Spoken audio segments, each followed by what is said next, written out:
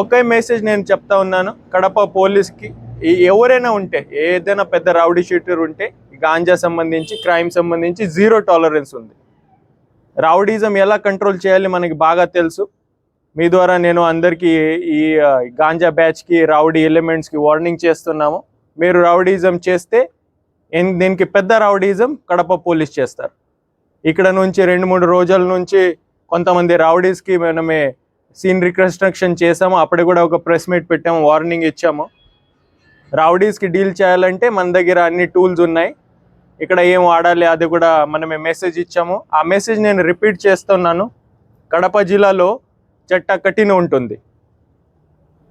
ఈ రౌడీ ఎవరినైనా old offender కానీ, రౌడీ ఆఫెండర్ కానీ, గాంజా క్రైమ్ అగేన్స్ట్ ఉమెన్ కానీ, చిన్న ఆఫెన్స్, చిన్న అగ్రెషన్ కూడా చేస్తే దీనికి ఎలా డీల్ చేయాలి మీరు చూస్తూ ఉన్నారు. మనమే ఆ విధంగా డీల్ చేస్తాం.